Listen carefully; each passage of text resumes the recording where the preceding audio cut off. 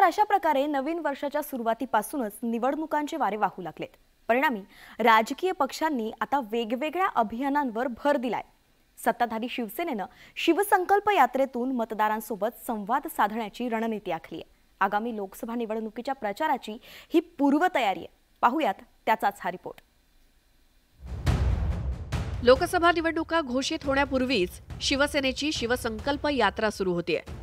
छत्रपती शिवाजी महाराजांचं जन्मस्थळ असलेल्या शिवनेरी किल्ल्यावरून शिवसंकल्प यात्रा सुरू आहे।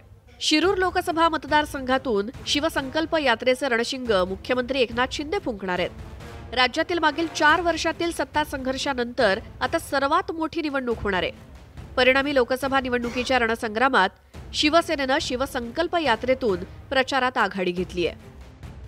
मुख्यमंत्री एकनाथ शिंदे शिवसंकल्प यात्रेची सुरुवात शिरूर लोकसभा मतदारसंघातून करणार आहेत आणि या मतदारसंघावरून तिढा होण्याची शक्यता निर्माण झाली आहे। या मतदारसंघातील माजी खासदार शिवाजीराव आढळराव पाटील एकनाथ शिंदेंसोबत आहेत आणि त्यांनाच शिवसेनेची उमेदवारी मिळण्याची शक्यता वर्तवली जाते। मात्र दुसरीकडे उपमुख्यमंत्री अजित पवार यांनी देखील या मतदारसंघावरती दावा केलाय।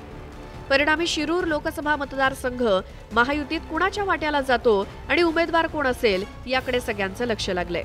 भीती वाटायचं काही कारण नाही ना, तो त्यांच्या पक्षाचा अंतर्गत प्रश्न आहे। त्यांनी कुठे आमचे उमेदवार बदलायचं चालू आहे का? तो त्यांच्या पक्षाचा अंतर्गत प्रश्न आहे। त्यांनी काय करावं काय नाही करावं हा त्यांचा प्रश्न आहे ना। शिरूर पाठोपाठ मुख्यमंत्री एकनाथ शिंदे मावळ लोकसभा मतदारसंघात शिवसंकल्प यात्रेची दुसरी सभा घेणार आहेत। एकंदरीतच मुख्यमंत्री एकनाथ शिंदे यांनी शिवसेनेच्या पारंपरिक लोकसभा मतदारसंघावरतीच लक्ष केंद्रित केल्याचं दिसून येत आहे।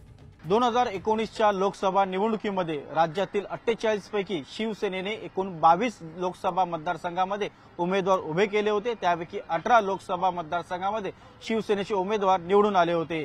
राज्यातील सत्ता संघर्षानंतर शिवसेनेच्या 18 लोकसभा खासदारांपैकी 13 खासदार मुख्यमंत्री एकनाथ शिंदे यांच्या सोबत गेले। या सोबत आलेल्या खासदारांना आता 2024च्या लोकसभा निवडणुकीमध्ये पुन्हा एकदा निवडून आणण्याचं आव्हान मुख्यमंत्री एकनाथ शिंदे यांच्या समोर असणार आहे। व्हिडिओ जर्नलिस्ट गणेशसह उदय जाधव, न्यूज 18 लोकमत, मुंबई।